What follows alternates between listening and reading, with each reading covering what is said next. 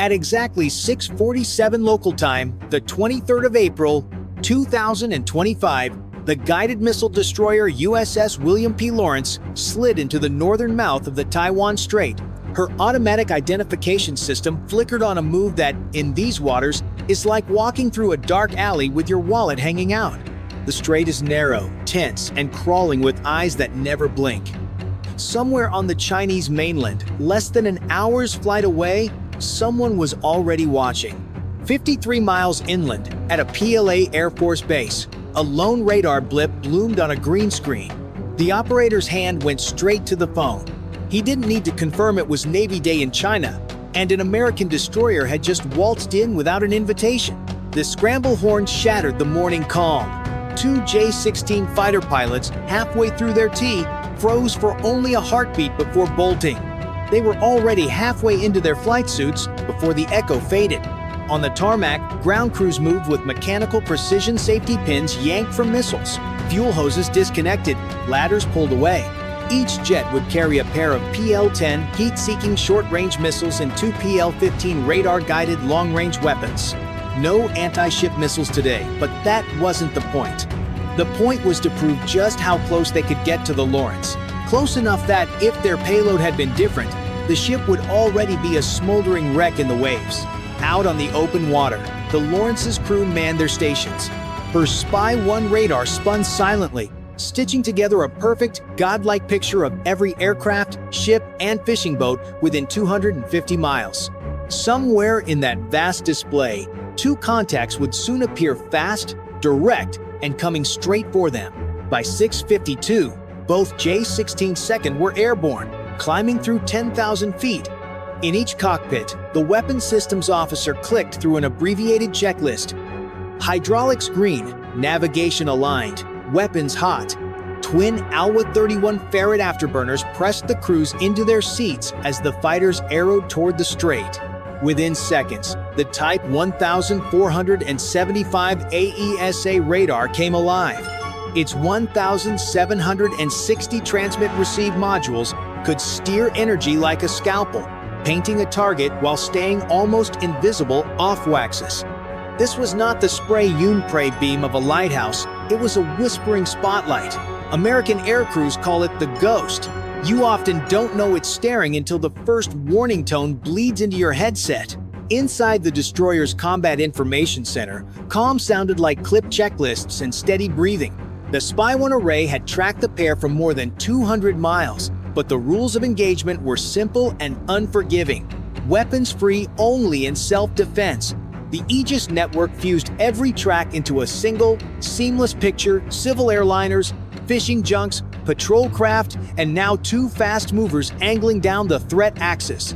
The strait itself tightened the vise.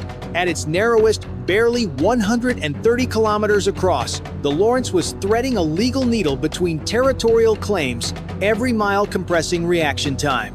Altitude, range, bearing the geometry was settling into a confrontation both sides could sketch from muscle memory. The Chinese would press close to prove a point. The Americans would log, shadow, and endure. Across the water, the J-16 flight lead eased the nose, building speed while his wingman slid wide to set a bracket. Invisible data pulsed between jets and coastal radars. On the Lawrence, coffee cooled in forgotten cups while watchstanders counted down to the moment when dots would become decisions. Inside the destroyer, the SLQ-32 stopped treating the strait as background static. Two X-band emitters cut through the haze with fighter-grade fingerprints. A watchstander armed the recorders. Every pulse was captured and time-stamped. Calm voices in CIC narrowed to short acknowledgments. The sea was smooth. The spectrum was not. At 7:11, the flight lead made it personal. He rolled inverted at 20,000 feet, put the nose on the plotted ship, then rolled upright and pushed. Altitude became speed. At 500 feet, the air was thick.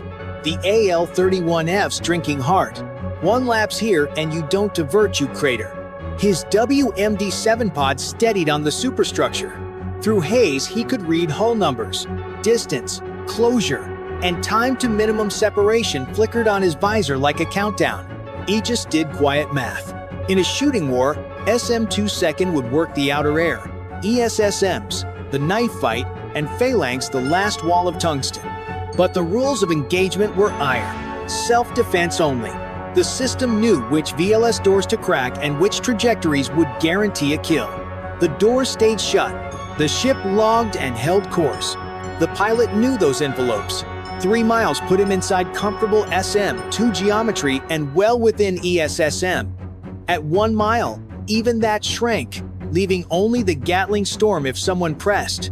He wasn't here to fire, he was here to prove he could have while recording every twitch of the destroyer's defenses. 5 miles east, his wingman slid wide and built a bracket. If fire control locked the leader, the second jet would inherit a clean attack azimuth from the beam. Coastal controllers nudged headings for a rear quarter approach. Better video, safer under American ROE. In Sea Search, the wingman saw William P. at B.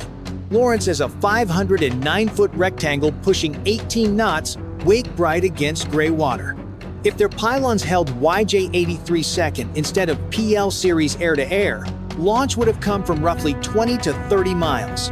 The missiles would drop to wave skim and pop only in the terminal blink. From that profile, the crew would have seconds, not minutes, once seekers broke the horizon. Today, that math stayed academic. That was the point. The runs began measured, repeatable, designed to stop a breath short of an incident. From a stern, then a beam, the jets held 300 to 500 feet, cameras steady, throttles breathing. On the bridge, mugs rattled. Below, watchstanders logged every sweep, every mode change, every shift in PRF.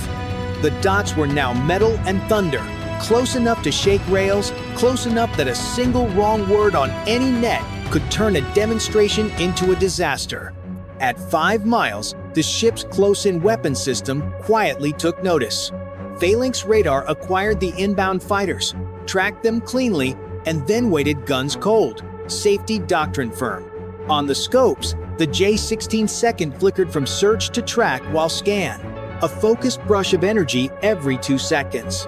Out on the jets, KG-800 jamming pods warmed, ready to flood the bands, but the run stayed dry. This was about proximity, not blinding. The lead pilot steadied at 3 miles astern, wake centered in his HUD. He inched the throttles forward, afterburners lit with twin orange cones. At a mile, he could make out sailors on the flight deck. At half a mile, William P. Lawrence filled the glass. At 1,000 feet, he roared overhead altitude 300 feet, offset slightly to starboard for the camera. The jet wash slapped the superstructure. Rails rattled. Bodies leaned into the artificial gale. On the bridge, the anemometer spiked 95 knots, then back to normal. In CIC, the moment was logged with professional flatness. 7 hours, 11 minutes, and 34 seconds, J-16, altitude 300 foot, lateral separation 50 foot. Aegis had already computed 17 clean ways to kill him. SM-2, ESSM, even the last-ditch wall of tungsten. The rules of engagement chained every option. Self-defense only. The lesson was recorded on both sides. A pattern took shape by 7:23. The fighters alternated runs every 2 minutes, one from astern, one from the beam. They held between 300 and 400 feet low enough to make headlines, high enough to cite safety compliance if anyone asked. Each pass arrived on rails, stable, repeatable, designed to look effortless and feel inevitable. Then came the capabilities display. The lead slowed to 150 knots. Gear up, flaps cracked, sliding into a half-mile parallel on the destroyer's port side. His WMD-7 pod locked on the bridge windows and stayed welded there. The helmet-mounted sight cued PL-10 second wherever he looked. The point wasn't the missile, it was the message. My sensors can hold you the entire time. On the American side, watchstanders captured every frame, every tone, every mode switch. The wingman chose theater. He lined up high, then pushed for a supersonic crossing at 1,000 feet, a clean boom that rippled the sea and thumped through steel. Windows quivered. Coffee jumped in mugs. On deck, heads ducked on instinct and then lifted, work resuming as if on a metronome. And still, no one fired. The destroyer systems tracked, predicted, and held. The J-16 second pressed, paraded, and broke away, only to return on fresh headings. It was pressure applied with a micrometer, close enough to set teeth on edge, measured enough to stop short of trigger pulls. The strait had become a stage, and both sides were playing to the cameras while pretending they weren't. By 7:38, the picture hardened. SPY-1 resolved a heavy return dead ahead, a Type 052D destroyer sliding across the Lawrence's track. Its Type 346 Ampere AESA painted the ship in narrow beams. In her VLS, YJ-18 second sat silent yet eloquent subsonic cruise. Terminal sprint. Range fell to 8 miles as the original J-16 pair yielded to 2 fresh fighters lifting from the mainland. In CIC, Aegis fused tracks, drew soft red engagement arcs, and kept every weapon cold. The helm held 18 knots. The navigator threaded a corridor legal by meters. The newcomers pressed lower and faster. The lead leveled at 200 feet and 500 knots, the destroyer filling his HUD like a runway. At minimum separation, he skimmed 300 feet overhead, offset 100 starboard for the camera. The wingman chose spectacle, executing a crossing run 150 feet high, 500 ahead of the bow. Sea to sky, the vice set. Fighters roamed above, a surface combatant loomed ahead, and if experience counted, submarines waited below the layer. Ground control braided vectors with the O-52D's approach, squeezing options without tripping a tripwire. The CO's guidance stayed the same. Transit peacefully, document everything, do not escalate. Every discipline mile tightened the spring. By 7:52, 2 attack lines were forming, one dead ahead, one from astern.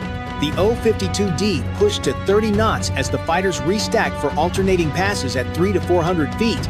Sensors hummed. Phalanx tracked. ESSM solutions blinked and waited. Proximity did the talking. Access, not warheads. Restraint, not gun gas. The strait felt smaller with each pass, as if someone were bleeding oxygen from the room.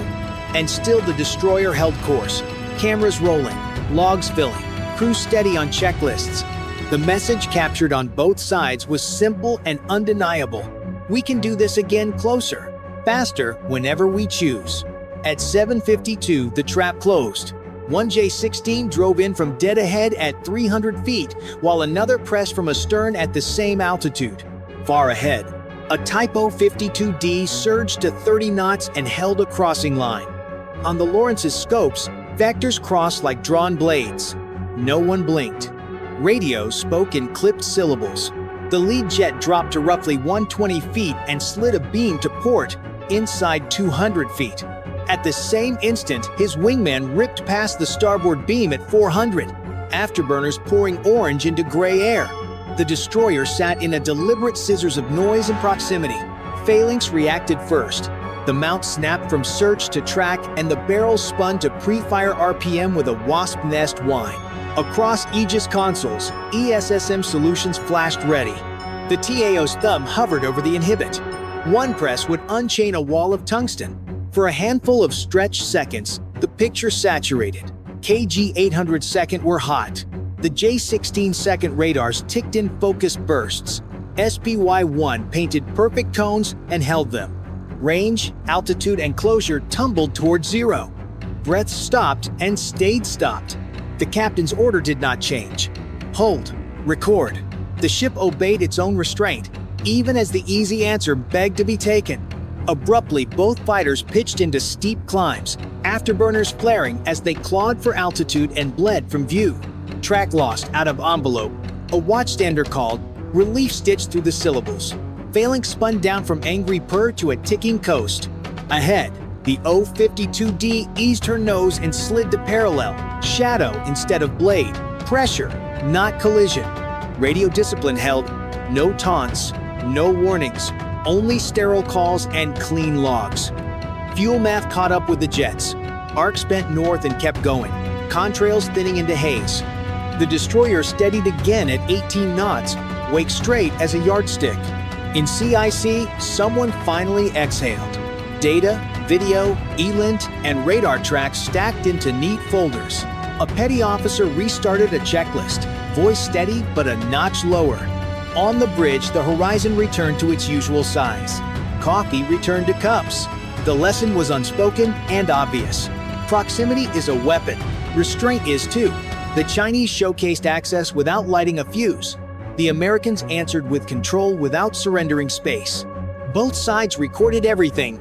By 8 o'clock, the strait looked ordinary again. Whitecaps, freighters, traffic lanes. Ordinary was a useful lie. The Lawrence held her southerly track, antennas listening, cameras rolling, the crew back on rhythm. Steel on water, light on waves, and the quiet knowledge of how narrowly the morning had walked the edge. At exactly 0923 hours on the 14th of June 2025, the USS Princeton was slicing through the calm waters of the South China Sea on what was supposed to be yet another routine freedom of navigation patrol. Her spy radar, the most advanced naval sensor in the world, suddenly painted a return that shifted the crew's mood from routine to razor-sharp focus. A Chinese Type 052D destroyer previously loitering at a comfortable 200 kilometers away had just surged from 18 to 30 knots in under 90 seconds. Unbeknownst to the Americans, the destroyer's captain had just received fresh orders from Beijing. Intercept the Americans and force them to blink first. But Beijing was about to relearn an old lesson. Challenging the US Navy in open water has never been a wise idea. Far to the west, the massive silhouette of the Nimitz-class carrier USS Nimitz anchored the strike group's formation. This wasn't just a collection of ships, it was 104,600 tons of American diplomacy, carrying 90 of the most advanced aircraft on the planet, keeping the world's busiest sea lanes open. For decades, American sailors had safeguarded this region, ensuring that $4 trillion in annual trade container, ships full of electronics bound for Best Buy, tankers loaded with liquefied natural gas, moved without interference. They were in international waters, a solid 180 nautical miles from the nearest Chinese territory. The mission was by the book. Predictable course, transparent intentions, professional conduct, the kind of seamanship that separates real navies from floating militias. 3 minutes later, at 0926, radar operators confirmed the contact. A Type 052D destroyer of the Chinese Navy, threat level assessed as moderate to high.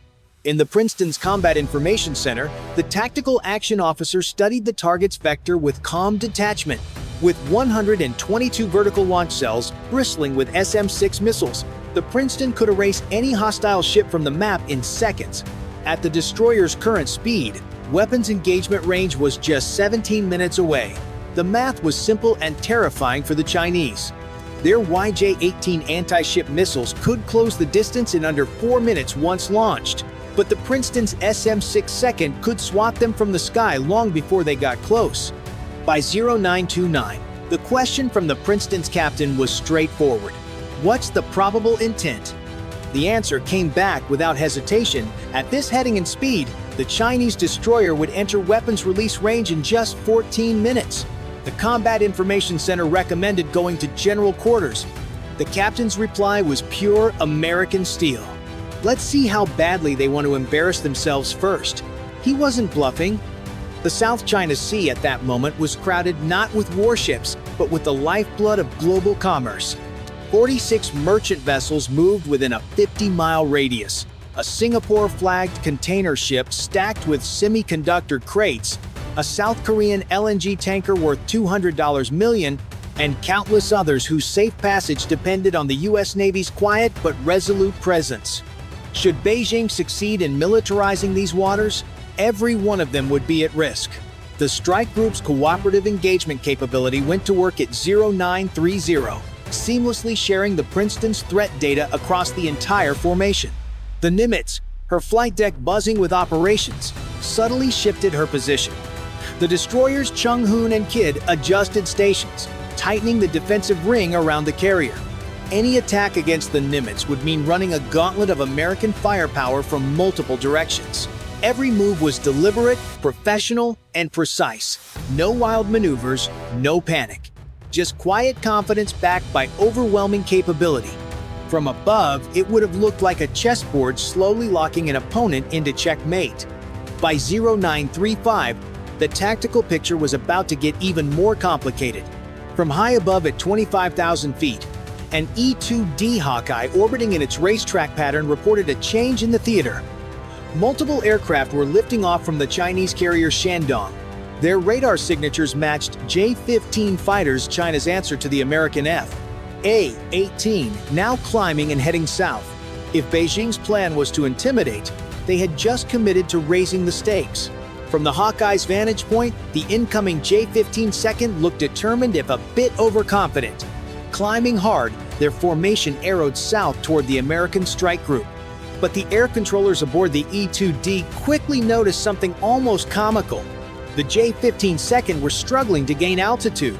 The culprit was no mystery. China's ski jump launch system, the pride of the Shandong, severely limited takeoff weight. That meant reduced fuel and smaller weapons loads, an uncomfortable handicap when facing a fully fueled American carrier air wing. While the drama played out in the skies, a new contact appeared below the waves. Sonar operators aboard the Princeton picked up the telltale acoustic signature of a diesel-electric submarine, bearing 80 nautical miles away. Classification: probable type 039. Instead of the stealthy whisper of a professional crew, this boat was broadcasting its presence like a freight train. The captain's dry remark, "Any competent submarine crew would be mortified," earned a few chuckles in the CIC. Beijing's intentions were becoming clear. This was a multi-domain intimidation campaign. A destroyer pressing from the west, a submarine creeping from the southwest, and carrier-borne fighters sweeping down from the north. On paper, it was a coordinated show of force. In reality, it was a parade of mismatched equipment. 1,992nd-era surface ships, ski jump fighters that burned fuel faster than they climbed, and noisy submarines that might as well be pinging their coordinates over the radio. For the U.S. Navy, this wasn't a fight, it was a live-fire rehearsal without the firing. American pilots and sailors calmly cataloged every radar pulse, every maneuver, every acoustic note, feeding it into an ever-growing library of Chinese capabilities and weaknesses. If Beijing thought they were rattling Washington's nerves, they were badly mistaken. At 0943, an RC-135B rivet joint, a lumbering Boeing 707 crammed with electronic intelligence gear, added another layer to the picture. For 6 hours, it had been orbiting well outside the engagement zone, hoovering up every emission from the Chinese task group. The Mandarin linguists on board were, by all accounts, having a field day. One particularly telling intercept came through. Dark Star confirms Chinese pilots requesting permission for aggressive maneuvers. Repeat, requesting clearance to buzz our ships. In other words, even their aggression needed approval from faraway Beijing. By the time that permission came, the tactical situation would have shifted 3 times over. The Americans were operating inside the opponent's decision loop, a position from which victory is all but inevitable. By 0947, the crisis slid to the brink. The Chinese destroyer's Type 346 Ampere phased array radar stopped its wide search and snapped into a hard lock on the USS Nimitz fire control quality, unmistakable and menacing. In naval terms, it was the digital equivalent of raising a pistol, thumbing the hammer, and pointing at the carrier's chest. Many navies would have answered with immediate counter-illumination or even preemptive defensive fire. Inside the Princeton CIC, discipline ruled. Fiery control radars stayed in standby. Voices were calm. Checklists flowed. Yet every firing solution was refining in real time. SMI 6-second and SMI 2-second in surface mode. Harpoons from other screens. The carrier air wing overhead angles of attack multiplied, while the destroyer's options dwindled. The American crew logged every detail: bearing, range, pulse repetition, time on, time off. The lock held for exactly 30 seconds, just long enough for Beijing to boast, "We could have fired, not long enough to trigger U.S. rules of self-defense." Then came a rash play from above.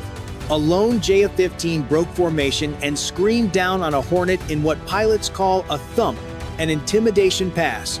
The F/A-118 driver, Top Gun trained, rolled, inverted, pulled, and slid neatly into the Chinese fighter's 6 o'clock. His helmet display painted a perfect cue. An AIM 910 would have raced straight up the tailpipe. For 3 taut seconds, the solution was solid. The trigger never moved. Professionalism over impulse. Below the thermal layer, the last piece of China's act stumbled. The Type 039 diesel-electric boat tracked quietly for nearly an hour, edged closer under cover of the ocean's temperature gradient. At 0951, it made a critical error, raising its snorkel to recharge just 15,000 yards off the cruiser. Sonar sang out, "Probable Type 039, bearing 159, making noise like a freight train. Position fixed within meters, acoustic fingerprint already in the library." Had shots been ordered, an ASROC would have been in the water within seconds, and the contact would have become artificial reef. What Beijing billed as a coordinated show of force had boxed itself in carrier to the northwest, destroyer to the west, submarine to the southwest. If shooting started, none of the 3 would likely survive the first 5 minutes. At precisely 14:30 hours, the USS Nimitz shifted from measured patience to overwhelming presence. In the largest single carrier launch in years, her deck crew executed a symphony of motion honed by decades of practice. 48 aircraft roared into the sky, Super Hornets loaded with live ordnance, EA 18-gram Growlers bristling with electronic warfare pods, and E-2D Hawkeyes ready to command the battle space. Catapults slammed forward at 45-second intervals, hurling jets into the humid South China Sea air. Steam vented in white plumes, the rhythmic thunder echoing for miles. The Growlers struck first not with missiles, but with electrons. Their ALQ-99 pods poured high-power jamming across the Chinese task group's radar bands, shredding situational awareness. On the Shandong screens, false targets bloomed by the hundreds. Real tracks winked out, and the picture dissolved into static and chaos. Controllers couldn't tell ghosts from threats. Everything was a threat. Then came the shock Beijing never saw coming. 6 nautical miles off the Shandong's port beam, the black, knife-like sail of a Virginia-class attack submarine broke the surface. For 8 silent days, she had shadowed the Chinese formation, evading every sonar ping, every sonobuoy, every ASW helicopter. The sub's captain ordered an emergency surface purely for effect. Water cascaded from her hull in the afternoon sun. Binoculars snapped to faces across the Chinese fleet. The unspoken message was unmistakable. "We've been here the whole time, and you never knew." 90 seconds later, she slipped beneath the waves again, silent, invisible, untouchable.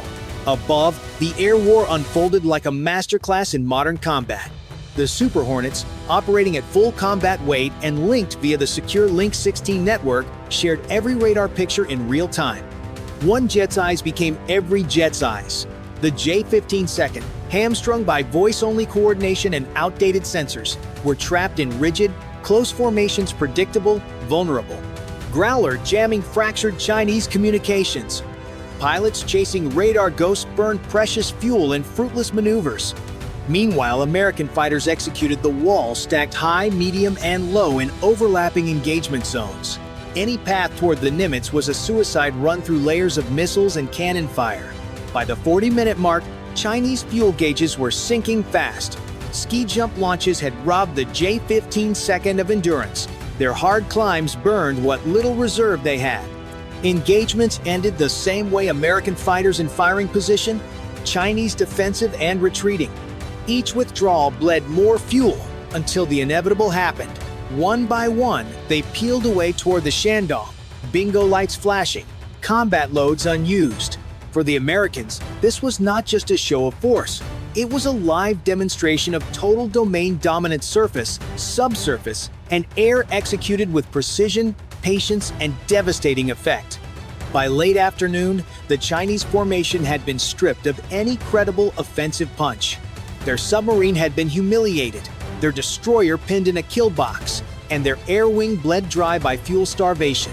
The Shandong herself remained a lumbering liability, her ski jump deck emptying fighters faster than she could recover them. American pilots maintained disciplined pressure without firing a shot. Every intercept was precise, every maneuver deliberate. Hornets rolled into firing positions only to break away, sending an unmistakable message: we could end this anytime we choose. Above it all, the E-2D Hawkeyes continued to feed a perfect, God's eye tactical picture to every friendly asset within range, ensuring there were no surprises, only opportunities. At 1,623 hours, the decision finally came from Beijing. The Shandong's escorts altered course, their wakes curving away from the engagement zone. Official Chinese statements later claimed they were concluding scheduled exercises. No one present believed it. The truth was simpler. The attempt to project power in America's self-declared Sixth Great Lake had ended in quiet, undeniable retreat. The U.S. strike group held formation, neither chasing nor gloating. The mission remained the same as it had been at dawn: keep the sea lanes open, ensure that every merchant vessel in the region could continue its journey unmolested. From the Singapore-flagged container ship stacked with semiconductors to the South Korean LNG tanker worth hundreds of millions, the message was clear: you sail under our watch, and you sail safe. On the Princeton, logs were closed with meticulous detail radar locks, sonar tracks, intercept positions, all destined for intelligence archives. Each recorded signal and maneuver was another puzzle piece in understanding how the People's Liberation Army Navy operated under pressure. As the tropical twilight settled over the South China Sea, the Nimitz's flight deck hummed with recovery operations. One by one, Hornets trapped aboard, wings folding as they rolled to their spots. The carrier's island glowed under work lights, a city at sea finishing another day's work. For the American sailors, there was no celebration, just the quiet satisfaction of a job done to perfection. They had faced down a coordinated Chinese challenge across every domain: air, surface, subsurface, and had won without firing a single missile. The adversary had come to intimidate and to claim waters they had no right to. They left with a clear, unspoken lesson. In the South China Sea, the United States Navy is not just present, it owns the fight before it even begins.